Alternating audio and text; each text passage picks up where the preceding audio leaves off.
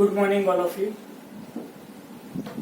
આજે આપણે એક ચેપ્ટર નંબર 17 શ્વાસોશ્વાસ અને વાયુનું વિનિમય એના વિશે આપણે આજે અભ્યાસ કરી ચૂક્યા, શરૂઆત કરીએ છીએ. તો અહીંયા મિત્રો આપણને લખ્યું છે કે શ્વાસોશ્વાસ, જે 10મા ધોરણમાં તેના વિશે તમે પરિચિત છો, છતાં આપણે એના વિશે વિસ્તૃત માહિતી પ્રાપ્ત કરીએ. શબ્દ નામો લખ્યું છે શ્વાસોશ્વાસ અને વાયુનું વિનિમય. સૌથી પહેલો તમને પ્રશ્ન ખ્યાલ હશે કે ભાઈ સજીવોની આવશ્યક ક્રિયા કઈ?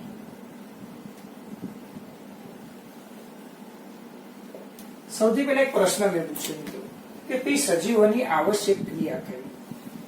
તો આપણે બધા જાણીએ છીએ કે ભાઈ સજીવોની જે આવશ્યક પ્રક્રિયા છે એ સજીવોની આવશ્યક પ્રક્રિયા, જેને આપણે શું કહીએ છીએ, ચાય છે. તો અહીંયા આપણી પાસે એક શબ્દ છે શ્વાસોશ્વાસ. સંધિ છૂટી પાડીએ તો શ્વાસ વત્તા ઉચ્છ્વાસ, અને ચાય પચયમાં બે શબ્દો છૂટો પાડીએ તો ચાય વત્તા અપચય. ચાય વત્તા અપચય. તો અહીંયા જે અપચય છે, અહીંયા જે અપચય છે, અપચય એ કઈ પ્રક્રિયા છે? તે શ્વસન પ્રક્રિયા છે, જે અગાઉ આપણે શીખી ગયા. તો અહીંયા એના વિશે આપણે વિસ્તૃત માહિતી પ્રાપ્ત કરીએ છીએ. તો કેવી રીતે શ્વાસોશ્વાસની ક્રિયા થાય છે? તો સૌથી પહેલા આપણને ખ્યાલ હોવો જોઈએ કે ભાઈ શ્વસન એટલે શું?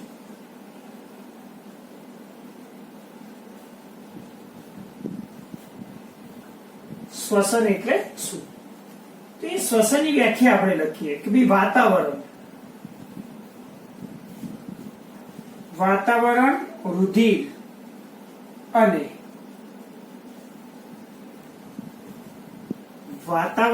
રુધિર અને પેશી કોષો વચ્ચે થતી વાયુઓની આપલેની પ્રક્રિયાને, આપલે એટલે વિનિમય, O2 અને CO2, તો વાયુની આપલેની પ્રક્રિયાને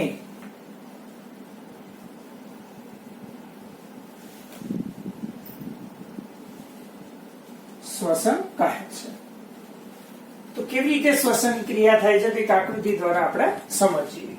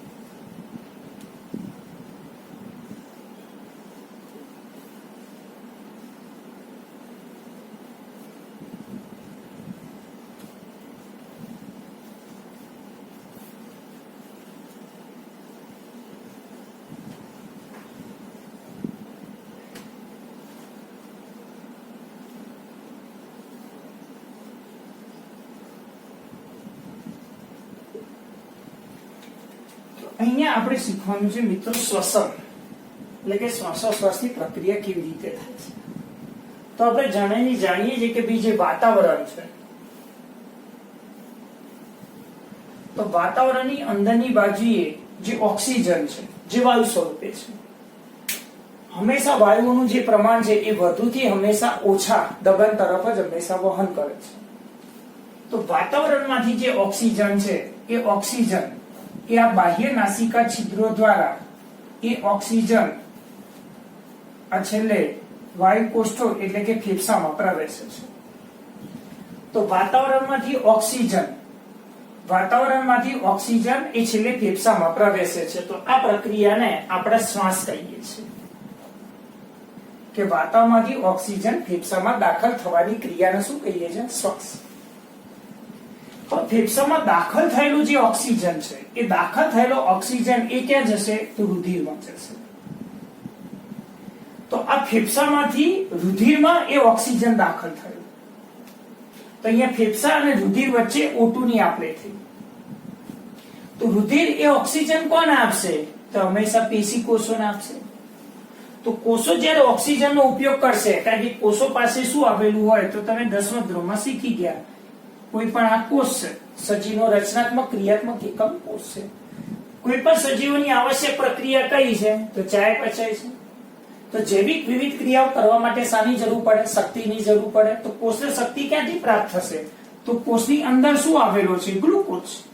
તો એ ગ્લુકોઝનું દહન કરશે કોણ? એ ઓક્સિજનની હાજરી. તો અહીંયા જે ઓક્સિજન છે એ ઓક્સિજન એ ગ્લુકોઝનું શું કરશે? દહન કરશે. ગ્લુકોઝનું જ્યારે દહન થશે ત્યારે એ પ્રક્રિયા કઈ થશે? શ્વસન. તો શ્વસન જેવી પ્રક્રિયા થશે તો કોષની અંદર ઉદ્ભવશે CO2. તો સામે કોષની અંદર શું ઉદ્ભવશે? CO2. તો આ CO2 એ તો હાનિકારક છે. તો હાનિકારક CO2 નો કોષમાંથી નિકાલ થવો જોઈએ. એટલે પેશી કોષોમાંથી ઉદ્ભવેલો CO2 એ ક્યાં જાય છે? તો એ રુધિરમાં જાય છે.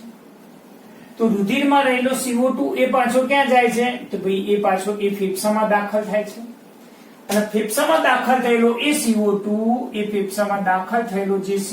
છે એ હંમેશા વાતાવરણમાંથી શરીરની બહાર વાતાવરણમાં એ દૂર થાય છે. તો આ પ્રક્રિયાને આપણે શું કહીએ છીએ? ઉચ્છ્વાસ. તો અહીંયા બે શબ્દો આપણે શીખ્યા. શ્વાસ એટલે શું? કે વાતાવરણમાંથી ઓક્સિજન ફેફસામાં દાખલ થવાની ક્રિયાને શું કહેવાય? શ્વાસ. અને ફેફસામાં દાખલ થયેલો ઓક્સિજન રુધિરના માધ્યમ દ્વારા ક્યાં દાખલ થાય છે? પેશી કોષો. પેશી કોષો એ ઓક્સિજનનો ઉપયોગ શું કરશે? તો ગ્લુકોઝનું દહન કરશે. ગ્લુકોઝનું દહન થશે તો એ પ્રક્રિયાને શું કહીશું? શ્વસન. તો શ્વસનની પ્રક્રિયામાં ઓક્સિજનની સામે શું ઉત્પન્ન થશે? CO2. તો કોષો દ્વારા ઉત્પન્ન થયેલો CO2 નો નિકાલ કરવો જરૂરી છે. તો વાતાવરણમાંથી દાખલ થયેલો ઓક્સિજન અને કોષો દ્વારા ઉત્પન્ન થયેલા CO2 નો નિકાલ કરવો જરૂરી છે. તે બંને જે પ્રક્રિયા છે એટલે કે શ્વાસ અને ઉચ્છ્વાસ એ બંને પ્રક્રિયાઓ એકાંતરે થાય એટલે એને કહેવાય શ્વાસોશ્વાસ. અને આ જે શ્વાસોશ્વાસને આપણે શ્વસન તરીકે તેને અહીંયા ઓળખીએ છીએ. તો અહીંયા મેં મિત્રો વ્યાખ્યા લખી છે વાતાવરણ. તો આપણે વાતાવરણ આપણને નિયમ ખબર છે દબાણનો કે ભાઈ હંમેશા જે વાયુઓનું જે પ્રમાણ છે એ વધુ સકેન્દ્ર વાળા વિસ્તારમાંથી ઓછા સકેન્દ્ર વાળા વિસ્તાર તરફ જશે. તો અહીંયા જે વાતાવરણમાં છે એ ઓક્સિજનનું જે દબાણ છે એ ઓક્સિજનનું દબાણ હંમેશા કેવું હશે? વધારે. જ્યારે ફેફસાની અંદર ઓક્સિજનનું દબાણ એ કેવું હશે? ઓછું હશે. એટલે ઓક્સિજન વાતાવરણમાંથી એ ફેફસાની અંદર હંમેશા એ દાખલ થતો આપણને જોવા મળશે. તો આ વાતાવરણ. બીજું માધ્યમ આવ્યું આ રુધિર અને ત્રીજું માધ્યમ આવ્યું આ પેશી કોષો. તો અહીંયા શ્વસન સંબંધિત કેટલીક ક્રિયાઓ થશે. તો કઈ પ્રક્રિયાઓ થતી આપણે અહીંયા જોવાની છે. તો શ્વસનની જે પ્રક્રિયાઓ છે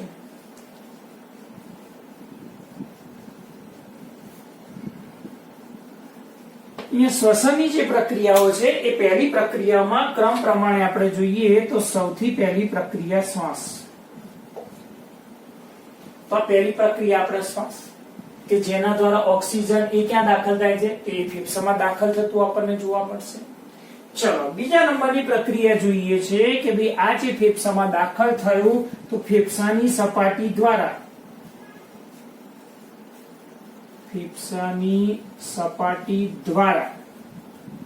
અથવા ફેફસાની સપાટી પર થતું O2 અને CO2 નું વાયુ વિનિમય. ફેફસાની સપાટી પર થતું O2 અને CO2 નું વાયુ વિનિમય. ચલો એક બીજી પ્રક્રિયા થઈ ગઈ. તો ત્રીજી પ્રક્રિયા હવે અહીંયા લઈએ કે કોના દ્વારા? તો રુધિર દ્વારા. અહીંયા લખી નાખીએ કે ભાઈ રુધિર દ્વારા થતું O2 અને CO2 નું વાયુ વિનિમય, O2 અને CO2 નું વાયુ વિનિમય. ચલો ચોથી પ્રક્રિયા લખી નાખીએ કે રુધિર અને પેશી કોષો. તો લખી નાખીએ કે રુધિર અને પેશી કોષો વચ્ચે, રુધિર અને પેશી કોષો વચ્ચે થતું O2 અને CO2 નું વાયુ વિનિમય. અને પાંચમી પ્રક્રિયા છે, એ પાંચમી પ્રક્રિયા છે ઉચ્છ્વાસ. તો અહીંયા શ્વસનની પ્રક્રિયાઓ કઈ કઈ, તો ક્રમમાં હંમેશા યાદ રાખજો. પહેલી પ્રક્રિયા થાય છે શ્વાસ. વાતાવરણમાંથી ઓક્સિજન એ ફેફસામાં દાખલ થવાની ક્રિયાને શું કહેવાય? શ્વાસ. ચલો પછી ફેફસાની સપાટી પર થતું O2 CO2 નું વાયુ વિનિમય. તો ફેફસામાં દાખલ થયેલો ઓક્સિજન ક્યાં જશે? રુધિરમાં. ક્યાં જશે? રુધિરમાં. અને કોષો દ્વારા પ્રાપ્ત થયેલો CO2 રુધિર દ્વારા ક્યાં જશે? તો ફેફસામાં. તો આ રીતે O2 CO2 ની આપલે થશે. ચલો રુધિર દ્વારા. હવે રુધિર અને પેશી કોષો વચ્ચે થતું O2 CO2 ની આપલે, અને છેલ્લે ફેફસામાં, અને છેલ્લે ફેફસામાંથી જે CO2 છે એ શરીરમાંથી બહાર શું પામે છે? નિકાલ. તો એ પ્રક્રિયાને શું કહેવાય? ઉચ્છ્વાસ તરીકે હંમેશા તેને ઓળખવામાં આવે છે. તો આ એક સામાન્ય આપણે શીખી ગયા વિશ્વાસોશ્વાસ, જેને આપણે શ્વસન તરીકે પણ તેને હંમેશા આપણે દર્શાવતા હતા. તો અહીંયા બરોબર મિત્રો આ એક ક્રમ હંમેશા યાદ રાખજો, જે આ પાઠ માટે ખૂબ જ જરૂરી છે. પહેલી પ્રક્રિયા શ્વાસ છે, બીજી પ્રક્રિયા ફેફસાની સપાટી પર થતું O2 CO2 નું વાયુ વિનિમય, ત્રીજો મુદ્દો જે રુધિર દ્વારા થતું O2 CO2 નું વાયુ વિનિમય, ચોથો મુદ્દો જે રુધિર અને પેશી કોષો વચ્ચે થતું O2 CO2 નું વાયુ વિનિમય, અને છેલ્લે પેશી કોષો દ્વારા ઉદ્ભવતો CO2 રુધિરના માધ્યમ દ્વારા જ્યારે ફેફસામાં જાય છે ત્યારે ફેફસાની અંદર એ CO2 હાનિકારક છે, એટલે હાનિકારક CO2 નો નિકાલ કરવો ખૂબ જ જરૂરી છે. માટે પ્રક્રિયાને આપણે શું કહીએ છીએ? ઉચ્છ્વાસ તરીકે હંમેશા તેને ઓળખવામાં આવે છે. તો હવે મિત્રો આપણે આગળ અભ્યાસ કરીએ કે ભાઈ દુનિયાની અંદર બધા જુદા જુદા પ્રાણીઓ છે. તો આ જે જુદા જુદા પ્રાણીઓ છે એ અલગ અલગ સમૂહ ધરાવે છે. તો એમનું જે નિવાસ સ્થાન છે એ જુદા જુદા છે. તો જુદા જુદા નિવાસ સ્થાનના આધારે એ હંમેશા એ શ્વસનાંગો ધરાવે છે. તો અહીંયા આપણે જોઈએ કે ભાઈ ખાસ કરીને જોઈએ કે વિવિધ પ્રાણીઓમાં શ્વસનાંગો, બરાબર? અહીંયા આપણે જોઈ કાઢીએ કે ભાઈ પ્રાણીઓમાં શ્વસનાંગો.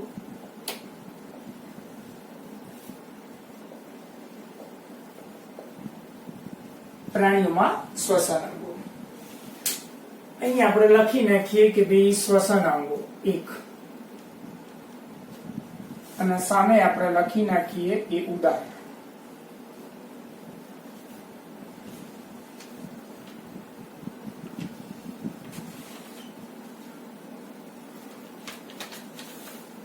સૌથી પહેલું સમુદાયની શરૂઆત કરીએ તો આપણને ખબર છે કે ભાઈ પ્રજીવ સમુદાયના પ્રાણીઓ આવે. સૌથી પહેલા આપણને ખબર છે કે ભાઈ પ્રજીવ સમુદાયના પ્રાણીઓ આવે. પ્રજીવ પછી સછિદ્ર સમુદાયના પ્રાણીઓ આવે, જેમાં ઉદાહરણ તરીકે આવે વાદળી. ત્યાર પછી કોષ્ઠાંતરી સમુદાયના પ્રાણીઓ આવે, અને ત્યાર પછી આવે ચપટા કૃમિ. ગોળકૃમિ અને સૂત્રકૃમિનો પણ સમાવેશ થાય. તો પ્રજીવ, સછિદ્ર, કોષ્ઠાંતરી, ચપટાકૃમિ આ બધા નીચલી કક્ષાના અપૃષ્ઠવંશી પ્રાણીઓ છે. તો નીચલી કક્ષાના જે અપૃષ્ઠવંશી પ્રાણીઓ છે તો એ આ O2 CO2 ની આપલે કેવી રીતે કરે છે? તો O2 CO2 ની આપલે એ શરીરની સપાટી દ્વારા કરે છે. શરીરની સપાટી દ્વારા એ O2 અને CO2 ની શું કરે છે? આપલે કરતી આપણને જોવા મળશે. બીજો મુદ્દો જોઈએ કે ભાઈ સમુદાયમાં આપણે કોષ્ઠાંતરી આવી ગયું, ચલો પૃથુકૃમિ પણ આવી ગયા, સૂત્રકૃમિ આવી ગયા. સમુદાયનો જો ક્રમ કદાચ રમતા મિત્રો શીખી ગયા છે પ્રાણી વર્ગીકરણ. એના પછી આવશે નુપુરક સમુદાય. નુપુરક સમુદાયની અંદર આવશે ઉદાહરણ તરીકે અરસિયું. તો અરસિયા જેવા પ્રાણીઓ O2 CO2 ની આપણે કોના દ્વારા કરે છે? તો એમની જે શરીરની જે સપાટી છે એ ભીની છે. તો ભીની ભેજવાળી ત્વચા, એટલે કે એ ચામડી દ્વારા, ભીની ભેજવાળી ત્વચા એટલે કે ચામડી દ્વારા એ O2 અને CO2 ની આપલે કરે છે. અહીંયા એક બીજું ઉદાહરણ પર લઈ લઈએ આપણે કે ભાઈ ઉભયજીવી જે વર્ગ છે એની અંદર ઉદાહરણ તરીકે છે દેડકો. તો દેડકો 3 રીતે શ્વસન કરી શકે. ત્વચા દ્વારા કરી શકે, ફેફસા દ્વારા કરી શકે અને મુખ ગુહા દ્વારા. પણ અહીંયા ત્વચાનું ઉદાહરણ છે, આપણે લખી નાખીએ કે ભાઈ દેડકો હંમેશા એ ચામડી દ્વારા પણ O2 અને CO2 ની શું છે આપણે કરતું આપણને જોવા મળશે. તો તમને ખ્યાલ કયા કયા MCQ કયા પ્રાણીમાં કેવી રીતે છે. ચલો નુપુરક સમુદાય. નુપુરક પછી ક્રમ પ્રમાણે જઈએ તો સંધિપાત સમુદાય. સંધિપાત સમુદાયમાં જોઈએ તો કેટલાક જલીય સંધિપાત સમુદાયના પ્રાણીઓ. જલીય સંધિપાત સમુદાયના જે પ્રાણીઓ છે એ શ્વસનની પ્રક્રિયા કેવી રીતે કરે છે તો જલીય પાણી હશે તો સ્વાભાવિક છે કે યાદ આવવું જોઈએ મિત્રો કે ભાઈ ઝાલરો દ્વારા શ્વસન કરે છે O2 અને CO2. તો ઝાલરો કોની પાસે હશે તો મત્સ્ય એટલે માછલી. તો મત્સ્ય દ્વારા પણ થાય અને ખાસ કરીને જે મૃદુકાય સમુદાય છે તો મૃદુકાય સમુદાયના પ્રાણીઓ પણ ઝાલરો દ્વારા હંમેશા O2 CO2 ની આપલે કરે છે. ચોથું ઉદાહરણ આપણે જોઈશું કે કેટલાક એવા પ્રાણીઓ છે સંધિપાદની અંદર. ઉદાહરણ તરીકે લઈએ કીટકો. આ જે સંધિપાદમાં લઈએ કીટકો તો કેટલાક કીટકો એવા છે જેમ કે ઉદાહરણ તરીકે તમે વંદો લઈ શકો, ઉદાહરણ તરીકે માન લો કે પતંગિયું લઈ શકો. તો કેટલાક કીટકો એવા છે કે જે શ્વસન નલિકા દ્વારા એ શ્વસન નલિકા દ્વારા હંમેશા શું કરે છે O2 અને CO2 ની આપલે કરે છે. કેટલાક અન્ય વધારાના જે ઉદાહરણો છે, અન્ય વધારાના ઉદાહરણોમાં જોવા જઈએ તો કેટલાક પ્રાણીમાં ફેફસાપોથી દ્વારા જેમાં લખી નાખીએ વીછી અને કરોડિયો. તે ફેફસાપોથી દ્વારા એક શ્વસન આંજણના શરીરની અંદર તો એના દ્વારા O2 CO2 ની આપલે કરે. કેટલાક પ્રાણીઓ ઝાલરપોથી આવેલો હોય જેમ કે ક્રેબ લખી નાખીએ, લિમ્યુલસ પ્રાણી એની અંદર પણ ઝાલરપોથી દ્વારા O2 CO2 ની આપલે કરતા આપણને જોવા મળશે. તો સંધિપાત સમુદાયના પ્રાણીઓ આવી ગયા, નુપુરક સમુદાય, સંધિપાત સમુદાય, મૃદુકાય સમુદાય. ત્યાર પછી જોવા જઈએ તો પૃષ્ઠવંશી પ્રાણીનો સમાવેશ થાય જેમાં ખાસ કરીને અહીંયા સરીસૃપ આવી ગયા, પછી વિહગ આવી ગયા અને સસ્તન વર્ગના એટલે આપણો સમાવેશ થયો. તો આ ઉચ્ચ કક્ષાના પૃષ્ઠવંશી પ્રાણીઓ છે. તો આ જે પૃષ્ઠવંશી પ્રાણીઓ છે તો એ પૃષ્ઠવંશી પ્રાણીઓ એ હંમેશા ફેફસા દ્વારા એ O2 અને CO2 ની શું છે આપલે કરતા આપણને જોવા મળશે. તો આ રીતે નીટ માટે અગત્યના ઉદાહરણો યાદ રાખજો. પ્રાણીમાં શ્વસન અંગો કયા કયા છે. સૌથી પહેલું પ્રજીવ સમુદાય, પ્રોટોઝોઆ પણ તમે લઈ શકો છો. એમાં સચ્છિદ્રમાં ઉદાહરણ તરીકે વાદળી, કોષ્ઠાંતરી, ચટ્ટાકૃમિ. એમાં શરીરની સપાટી દ્વારા, નુપુરક, અરસ્યુ, ભીની ભેજવાળી ત્વચા દ્વારા. દેડકો 3 રીતે શ્વસન કરે પણ અહીંયા ત્વચા દ્વારા. સંધિપાત સમુદાયમાં જલીય સંધિપાત ખાસ કરીને ઝાલરો દ્વારા. મત્સ્ય એટલે માછલી પણ ઝાલરો દ્વારા. મૃદુકાય સમુદાયના કેટલાક પ્રાણીઓ પણ ઝાલરો દ્વારા. કીટકોમાં ઉદાહરણ વંદો લખ્યું છે મેં તો શ્વસન નલિકા દ્વારા. અહીંયા એક વધારાનું ઉદાહરણ દર્શાવ્યું છે જે બુકમાં આપેલું નથી પણ નીટ માટે જરૂરી છે, યાદ રાખજો.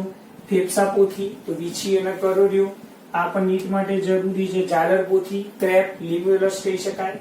સરીસૃપ, વિહગ અને સસ્તન તે ફેફસા દ્વારા યાદ રાખજો ફેફસા દ્વારા એ શ્વસનની પ્રક્રિયા કરતા આપણને જોવા મળશે. તો બરોબર એક તમે ઉદાહરણ તૈયાર કરો. ત્યાર પછી આપણે જોઈએ કે મનુષ્યનું શ્વસન તંત્ર તરીકે અભ્યાસ કરીએ.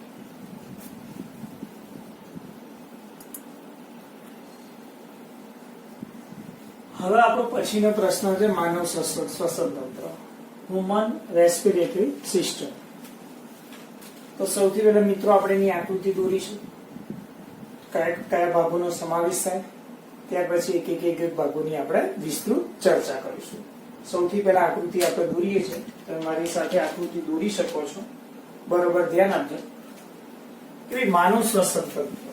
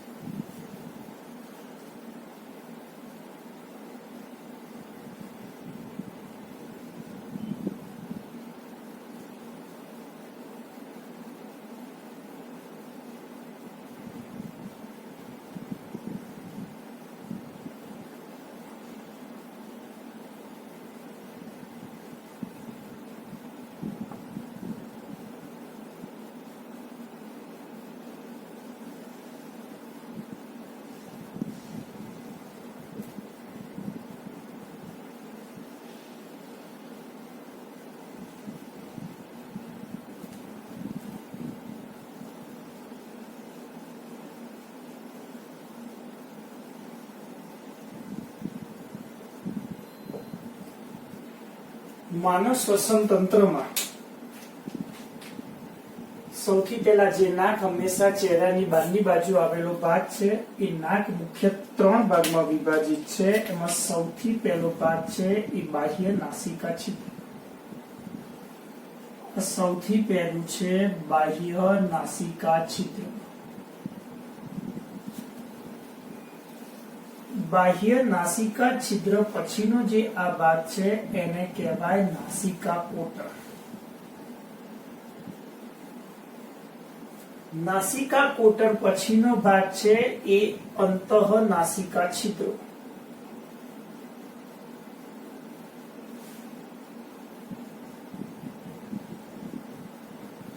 અંતઃ નાસિકા છિદ્ર પછીનો ભાગ છે એ નાસિકા કોટર, જેને નાસિકા કંઠનળી. નાસિકા કંઠનળી પછીનો ભાગ છે જે આપણે કંઠનળી પાચન તંત્રમાં શીખી ગયા. કંઠનળી 3 ભાગમાં વિભાજિત છે. નાસિકા કંઠનળી, મૂકવામાં આવે તો મુખ કંઠનળી અને સ્વર કંઠનળી.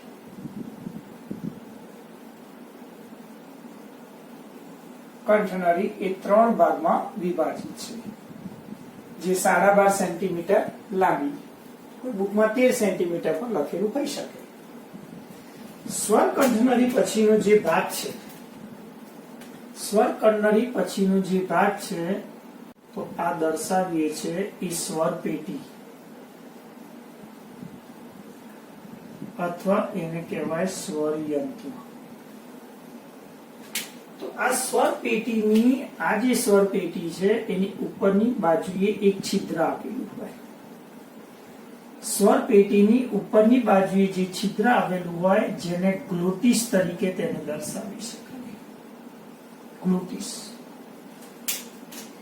એ ગ્લોટિસની ઉપરની બાજુએ, એ ગ્લોટિસની ઉપરની બાજુએ એક ઢાંકણા જેવી રચના છે.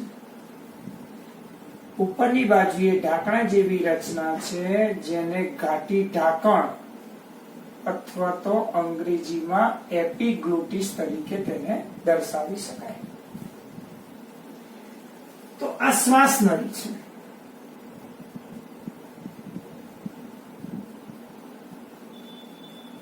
શ્વાસ નળી આગળ છે વક્ષ બાજુએ, અને અન્નળી હંમેશા અહીંયા પાછળ છે. અહીંયા અન્નળી આવશે. અહીંયા સમજવા માટે આપણે દર્શાવવું હોય, અહીંયા સમજવા માટે દર્શાવવું હોય તો આ અન્નળી છે. અહીંયા આગળ શ્વાસ નળી, એની પાછળ અન્નળી છે. પાછળની બાજુ આવશે એ કરોસ્તંભ. બરોબર, ખાલી એક યાદ રાખજો.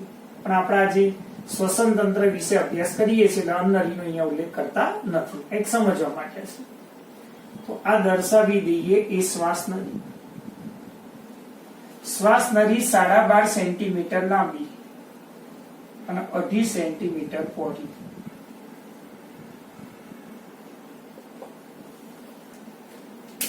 અહીંયા આપણે જે આ દર્શાવ્યું કે ભાઈ આ શું છે, તો આ એક સી આકારની અપૂર્ણ એક કાસ્તીની કડી છે, જેની સંખ્યા 16 થી 20 આપણને જોવા મળશે. નીટમાં પૂછી શકે. શ્વાસ નળીની જે આ શાખા છે એમાં ખાસ કરીને ડાબી અને જમણી બાજુનું ફેફસું, તો આ લખીએ કે ભાઈ જમણું ફેફસું છે, અને આ લખીએ આ ડાબી બાજુનું ફેફસું. જમણી બાજુનું જે ફેફસું છે એ 625 ગ્રામ વજન ધરાવે છે, અને ડાબી બાજુનું ફેફસું એ 575 ગ્રામ જેટલું વજન ધરાવે. કોઈ બુકમાં 565 પણ હોઈ શકે, 565 થી 575 ગ્રામ. તો આ શ્વાસ નળીની જે આ શાખા છે એ શ્વાસ નળીની શાખાને કહેવાય પ્રાથમિક શ્વાસ વાહિની.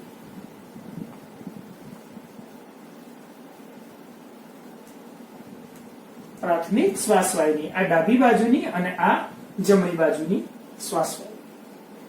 પ્રાથમિક જે શ્વાસ વાહિની છે, પ્રાથમિક શ્વાસ વાહિની, બરોબર યાદ રાખો કે ભાઈ આ જમણી બાજુનું જે ફેફસું છે એની અંદર 2 ફાટ આવેલી હોય. જમણી બાજુના ફેફસામાં 2 ફાટ આવેલી હોય, એક ત્રાંસી ફાટ અને એક આડી ફાટ. જ્યારે હંમેશા ખાસ કરીને આની અંદર માત્ર એક જ ફાટ આપેલી હોય. એટલે આ 3 ખંડોમાં વિભાજિત થાય. જમણી બાજુનું ફેફસું, ઉપરની બાજુ ઉપરી, પછી મધ્ય અને અધર. જ્યારે અહીંયા ઉપરી અને અધર બે જ ખંડો પડે. અહીંયા બે પ્રકારની ફાટ છે, અહીંયા એક જ પ્રકારની ફાટ છે. તો અહીંયા બે પ્રકારની ફાટ છે એટલે સ્વાભાવિક કે પ્રાથમિક શ્વાસ વાહિની એ આપણે દર્શાવીએ કે ભાઈ એ દ્વિતીયક શ્વાસ વાહિનીમાં વિભાજિત થાય છે. અહીંયા 3 છે એટલે 3 એની શાખા પડશે, અહીંયા 2. તો આને આપણે દર્શાવીએ આ દ્વિતીયક શ્વાસ વાહિની.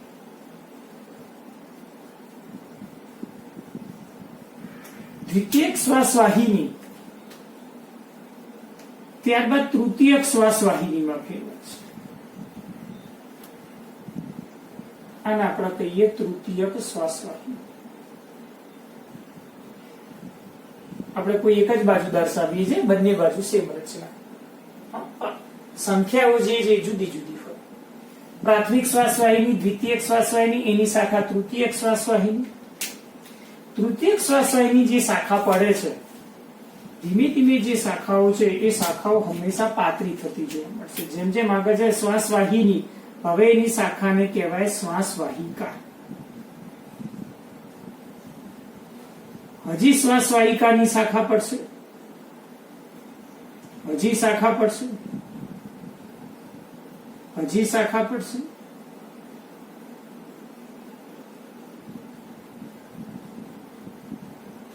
એમ શાખા પડતા પડતા અંતે વાયુકોષ્ઠ.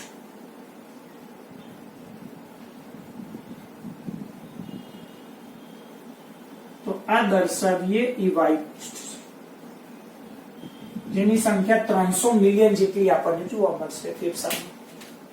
આ એની અંતિમ શાખા છે એટલે આપણે આને કહીશું અંતિમ શ્વાસ વાહિનીની શાખા છે એટલે શ્વાસ વાહિકા કહીશું, અંતિમ શ્વાસ વાહિકા. આ તૃતીયક શ્વાસ વાહિની છે, એના પછી આ શરૂઆતની શ્વાસ વાહિકા.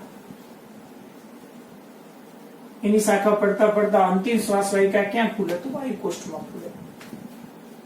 આ શું છે? તો આ ઉરોદર પટલ છે. પેલા આકૃતિના ભાગોનો ક્રમ યાદ રાખો કે ભાઈ મનુષ્યનું જે શ્વસન તંત્ર છે એની શરૂઆત ક્યાંથી થશે?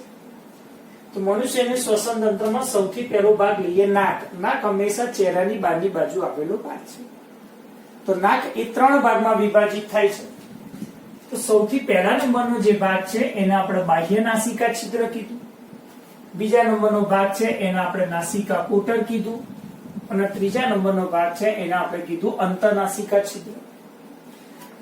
વાતાવરણમાંથી જ્યારે ઓક્સિજન અહીંયા દાખલ થશે તે ઓક્સિજન બાહ્ય નાસિકા છિદ્ર, નાસિકા કોટર, અંતરનાસિકા છિદ્ર, નાસિકા કંઠનળી. નાસિકા કંઠનળી એ ક્યાં ખુલશે? તો એ શ્વાસ નળીમાં ખુલશે.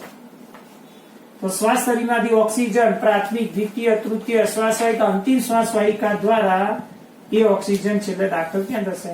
તો વાયુકોષ્ઠમાં.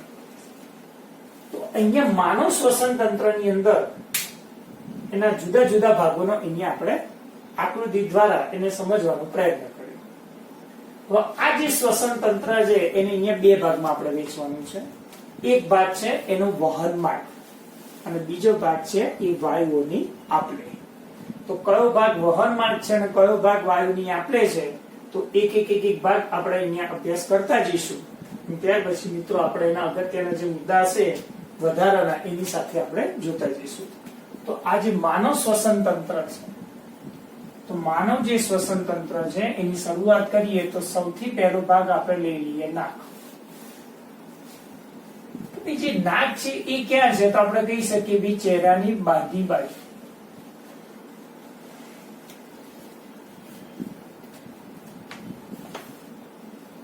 ચહેરાની બહારની બાજુએ અથવા તો બહારની સપાટી પર એક ઉપસેલ ભાગ છે. તો જે નાક છે એ 3 ભાગમાં વિભાજિત કરવામાં આવે છે. તો પહેલો ભાગ છે બાહ્ય નાસિકા છિદ્રો, બીજો ભાગ છે નાસિકા કોટર અને ત્રીજો ભાગ છે અંતરનાસિકા છિદ્રો. તો સૌથી પહેલો ભાગ તમે આકૃતિમાં જોઈ શકો છો કે ભાઈ આપણો જે ઉપરનો હોઠ છે, આ ઉપરના હોઠની ઉપરની બાજુએ બે બાહ્ય નાસિકા છિદ્રો આવેલા હોય, એટલે કે એક જોડ બાહ્ય નાસિકા છિદ્ર આવ્યા. તો એક જોડ બાહ્ય નાસિકા છિદ્ર છે. તો એક જોડ બાહ્ય નાસિકા છિદ્ર એ નાસિકા પટલ દ્વારા એ વિભાજિત છે. તો નાકના જે બેસાડી ભાષામાં ભૂંગરા કહેવાય તે બે ભાગમાં હંમેશા વિભાજિત છે, કારણ કે વચ્ચે પટલ આપેલું છે. તો આ બાહ્ય નાસિકા છિદ્ર અહીંયા તમે આ પાછળ બાજુનું દેખાડશે કે તમે અહીંયા સાઈડનો જ એટલે એક જ ભાગ આપણે તમે જોઈ શકશો. તો બાહ્ય નાસિકા છિદ્રો એક જોડ છે, નાસિકા પટલ દ્વારા એ વિભાજિત છે. તો બાહ્ય નાસિકા છિદ્રો ક્યાં ખુલે? તો નાસિકા કોટરમાં ખુલે. નાસિકા કોટર એટલે શું? તો નાકમાં આવેલું પોલાણ એટલે નાસિકા કોટર. અહીંયા લખી નાખીએ ભાઈ નાસિકા કોટર એટલે નાકમાં આવેલું પોલાણ. નાકમાં આવેલા પોલાણને નાસિકા કોટર કહે છે. તે 3 પ્રદેશમાં વિભાજિત છે.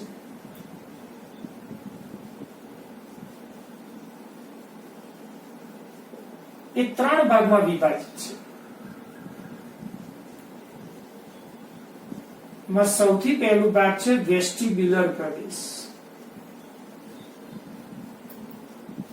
જેને ગુજરાતીમાં પ્રગ્રાણ પ્રદેશ કહેવાય. બીજો ભાગ છે શ્વસન પ્રદેશ અને ત્રીજો ભાગ છે ગ્રાણ પ્રદેશ. તો નાસિકા કોટરના 3 ભાગ છે. તો આ નાસિકા કોટર છે, તેને 3 ભાગમાં કેવી રીતે વિભાજિત કર્યા? તો સૌથી પહેલો ભાગ અહીંયા દર્શાવીએ કે ભાઈ નાસિકા કોટરમાં આપણે અહીંયા દર્શાવીએ વાર જેવી રચના. તો જ્યાં નાસિકા કોટરમાં જ્યાં વાર અથવા રોમ જેવી રચના હોય, જ્યાં શ્લેષ્મ ગ્રંથિ આવેલી હોય, જ્યાં વાર જેવી રચના હોય, જ્યાં વાર જેવી રચના હોય અને જ્યાં શ્લેષ્મ ગ્રંથિ આવેલી હોય, જ્યાં વાર જેવી રચના અને જ્યાં શ્લેષ્મ ગ્રંથિ આવેલી હોય તે વેસ્ટિબ્યુલર પ્રદેશ. એ શું કરશે? બહારથી જે હવા અંદર દાખલ થશે તો એને ગરવાનું કાર્ય કરશે, ફિલ્ટર કરવાનું કાર્ય કરશે. કારણ કે આપણા શરીરનું તાપમાન 37 ડિગ્રી હોય, ઉનાળાની સિઝન છે, 45 ડિગ્રી ટેમ્પરેચર છે.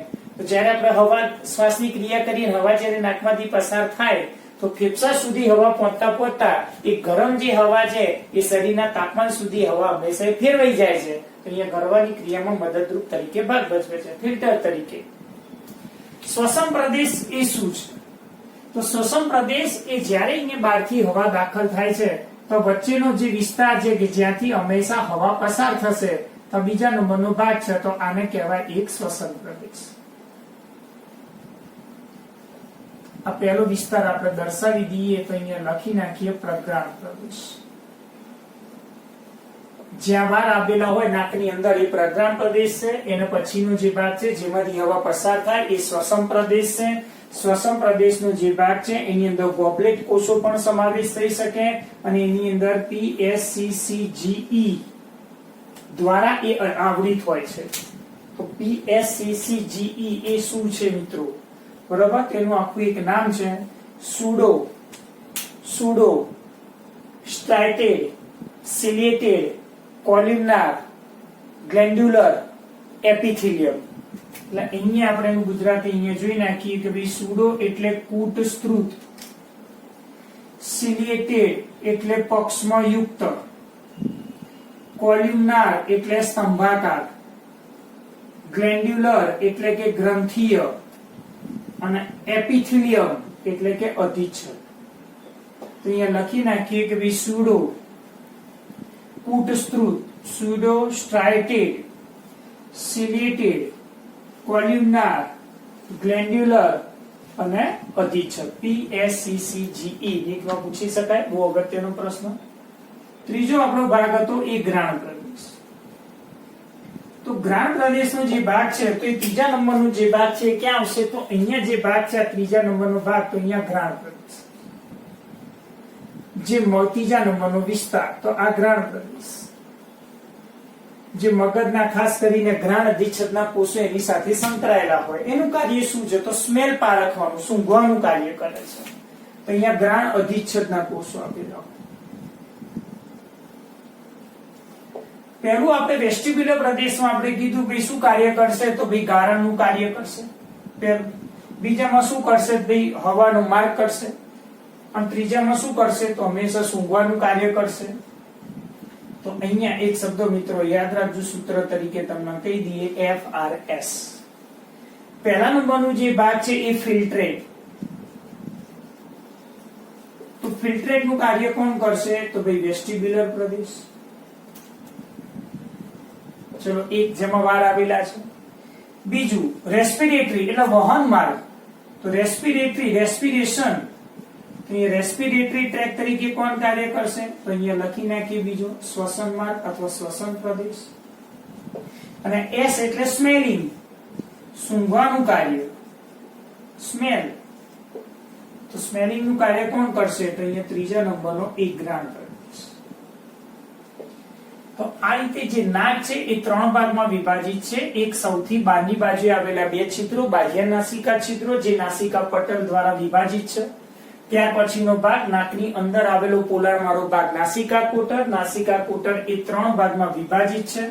સૌથી પહેલો ભાગ વેસ્ટિબ્યુલર અથવા તો ગુજરાતીમાં પ્રગ્રાણ પ્રદેશ, કળ વિસ્તાર કે જેમાં વાર આવેલા હોય, રોમ. બીજો ભાગ છે શ્વસન પ્રદેશ કે જેમાંથી હવા પસાર થતી હોય. અને ત્રીજો ભાગ ઘ્રાણ પ્રદેશ કે હવામાં રહેલા જે ખાસ કરીને વાયુ સ્વરૂપ અગરબત્તી હોય તો સૂક્ષ્મ અણુ હોય વાયુ સ્વરૂપ તો આપણે સૂંઘી શકીએ છીએ. તો ત્રીજો વિસ્તાર ઘ્રાણ પ્રદેશ. ત્રણેય માટેનું કાર્ય યાદ રાખજો, FRS બરાબર. ફિલ્ટ્રેટ, રેસ્પિરેટરી અને સ્મેલિંગ તરીકે કાર્ય કરતા આપણને જોવા મળશે.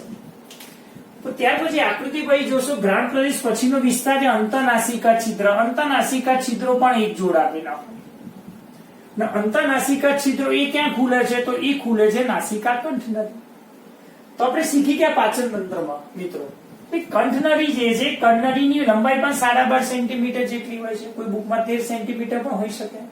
તો કંઠનળી એ શું છે? તો કંઠનળી આપણે શીખી ગયા કે ભાઈ ખોરાક અને હવા માટેનો, ખોરાક અને હવાના પસાર થવા માટેનો એ સામાન્ય માર્ગ છે. તો કંઠનળી એક નાનું અંગ છે, બે કાર્યો કરે, ખોરાક એ પસાર થાય અને એમાંથી હવા પણ પસાર થઈ શકે. એના ત્રણ ભાગો છે, એક નાસિકા કંઠનળી, એક મુખ કંઠનળી અને એક સ્વર કંઠનળી. હવે આકૃતિમાં તમે જોશો તો કે જે સ્વર કંઠનળી છે એ સ્વર કંઠનળી આગળ ક્યાં ખુલે છે? તો અહીંયા તમે જોઈ શકો છો કે જે સ્વર પેટી છે, તો સ્વર પેટી છે. તો સ્વર પેટી ત્યાંથી આગળ આપણે આકૃતિમાં તમે જોશો તો કયો શબ્દ છે? શ્વાસ નળી. તો અહીંયા જે સ્વર કંઠનળી છે એ સ્વર કંઠનળી ગ્લોટિસ, ગ્લોટિસ એટલે શ્વાસ દ્વાર. તો આકૃતિ સમજો કે આ જે સ્વર કંઠનળી છે એ સ્વર કંઠનળી આ શ્વાસ દ્વાર મારફતે એ ક્યાં ખુલે છે? તો એ ખુલશે હંમેશા એ શ્વાસ નળીમાં ખુલતું જોવા મળશે. તો આકૃતિ તમે જુઓ કે સ્વર કંઠનળી અને શ્વાસ નળીની વચ્ચે કોણ છે? તો આ બંનેની વચ્ચે આવેલો ભાગ કયો? તો સ્વર પેટી. અથવા પણ કહી શકાય કે કંઠનળી અને શ્વાસ નળીને, કંઠનળી અને શ્વાસ નળીને જોડતી રચના કઈ? તો એ બંનેને જોડતી રચના કઈ? તો સ્વર પેટી એ બંનેને જોડતી રચના તરીકે દર્શાવી શકાય. તો ત્યાર પછીનો મુદ્દો આપણે આગળ જઈએ, સ્વર પેટી અથવા એને સ્વર યંત્ર. કારણ કે સ્વર પેટી અવાજ ઉત્પન્ન કરવાનું પણ એક કાર્ય કરતું આપણને જોવા મળશે. તો અહીંયા આપણે જોઈ કાઢીએ હવે એનાથી આગળ કે ભાઈ જે સ્વર કંઠનળી છે, તો સ્વર કંઠનળી એ શ્વાસ દ્વાર મારફતે, સ્વર કંઠનળી એ શ્વાસ દ્વાર મારફતે એ ક્યાં ખુલે છે? તો એ શ્વાસ નળીમાં.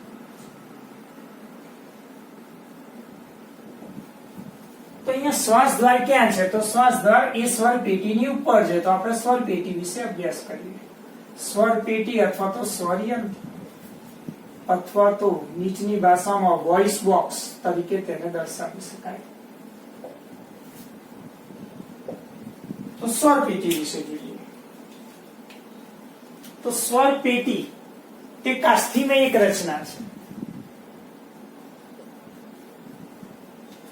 તો સ્વર પેટી ખાસ કરીને જોવા જઈએ તો તે પર્ણ આકારના કાસ્થિમય રચના.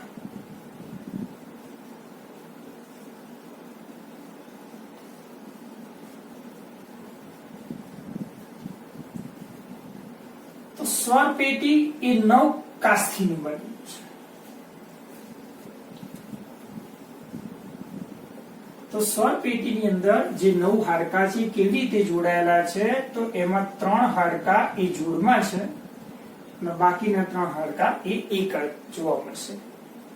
તો 3 હાડકા અહીંયા આપણને જોડમાં જોવા મળે છે. એ 3 હાડકા જોવા મળે છે એમાં એરેટિનોઇડ ખાસ કરીને એક, બીજું ક્યુનિલેટ અથવા સેન્ટોરિનનું અસ્થિ, અસ્થિ એટલે હાડકું, ત્રીજું ક્યુનિફોર્મ. આ ત્રણેય હાડકા જોડમાં પડે. અને જોડ વગરના હાડકા કયા તો યાદ રાખવાનું, સૂત્ર તરીકે દર્શાવી શકાય તો ટેક શબ્દ યાદ રાખવાનો. ટી એટલે થાઇરોઇડ. અહીંયા થાઇરોઇડ ગ્રંથિની વાત નથી, અહીંયા થાઇરોઇડ હાડકાની વાત છે મિત્રો, યાદ રાખજો. કે થાઇરોઇડ ગ્રંથિ આવશે તો T3 અને T4 અંતસ્ત્રાવ એ અહીંયાની. ઈ એટલે એપિગ્લોટિસ. ઈ એટલે એપિગ્લોટિસ જેને કહેવાય ગાંઠી ઢાંકણ. તમે અહીંયા જોઈ શકો છો કે ભાઈ શ્વાસ દ્વાર છે, જ્યારે આપણે ગરવાની ક્રિયા થશે તો આ ગ્લોટિસ ઉપર આવેલું એક ઢાંકણું છે એ ગાંઠી ઢાંકણ, એ ગરવાની ક્રિયા હોય ત્યારે હંમેશા એને ઢાંકી દેશે. કારણ કે હંમેશા જે ખોરાક છે એ ખોરાક હંમેશા કણનળીમાંથી અન્નનળીમાં દાખલ થશે. એટલે ગરવાની ક્રિયા સિવાય ગાંઠી ઢાંકણ હંમેશા ખુલ્લા હોય. તો એપિગ્લોટિસ. અને ત્રીજું આપણે સી એટલે ક્રિકોઇડ, અસ્થિ. અહીંયા આપણે દર્શાવી દઈએ. અસ્થિનું કાસ્થિમાં અહીંયા રૂપાંતર છે. તો અહીંયા ખાસ કરીને તમે જોશો કે 6 પ્રકારના 1 2 3 4 5 6 પણ કુલ હાડકા કેટલા 9. તો સ્વર પેટી 9 હાડકાની બનેલી છે. એમાં એરેટિનોઇડ ગોઠવણી કઈ જોવા જશો તો અહીંયા સૌથી પહેલા જે આવશે થાઇરોઇડ. એક આકૃતિ દ્વારા સમજાવવાનો પ્રયત્ન કરું. આ સૌથી મોટામાં મોટું અંગ્રેજી અક્ષર સી આકારનું. આને આપણે દર્શાવી દઈએ કે ભાઈ આ થાઇરોઇડ છે. થાઇરોઇડની નીચેની બાજુએ આવેલું અસ્થિ એ છે ક્રિકોઇડ, રિંગમય રચના.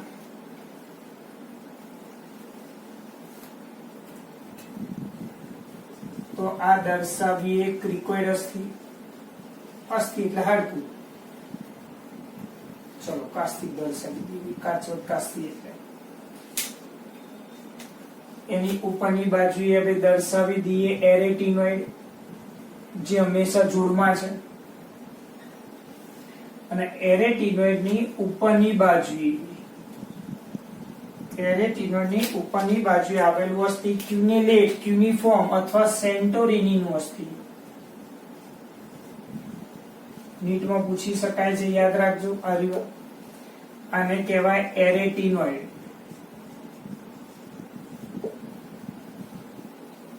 અહીંયા ખાસ કરીને જે સ્વર તંતુ આવેલા હોય છે, કારણ કે જે સ્વર પેટી છે એ સ્વર પેટી તમને ક્વેશ્ચન પૂછે સ્વર પેટી એ શું ધરાવે છે તો સ્વર દંડ ધરાવે છે. અને સ્વર દંડ ધરાવે છે એના દ્વારા એ અવાજ ઉત્પન્ન કરે છે. એના દ્વારા એ અવાજ ઉત્પન્ન કરતું આપણને જોવા મળશે. તો અહીંયા સ્વર પેટી છે. તો સ્વર પેટી અથવા સ્વર યંત્ર જેને વોઇસ બોક્સ કહેવાય એ પર્ણ આકારના કાસ્થિમય રચના છે, જે 9 કાસ્થી કે હાડકાનું બનેલું છે, જેમાં 3 હાડકા એ જોડમાં છે, જ્યારે બાકીના 3 હાડકાની સંખ્યા એક એક જોવા મળશે. સૌથી મોટામાં મોટું થાઇરોઇડ જે અસ્થિ છે આ ખાસ કરીને એ સૌથી મોટામાં મોટું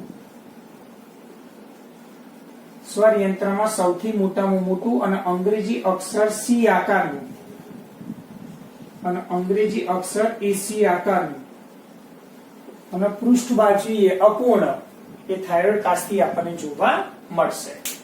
યાદ રાખજો, નીટમાં પૂછી શકાયો પ્રશ્ન છે સેન્ટેરિનીનું અસ્થિ. અહીંયા સ્વર પેટી જે સ્વર દંડ ધરાવે છે, સ્વર દંડ અને એના દ્વારા જ હંમેશા અવાજ ઉત્પન્ન થતો આપણને જોવા મળશે. તો આ સ્વર પેટી. ત્યાર પછીનો ભાગ આપણે જોઈશું શ્વાસ નળી. ત્યાં સુધી મિત્રો અહીંયા બરોબર તમે અભ્યાસ કરજો.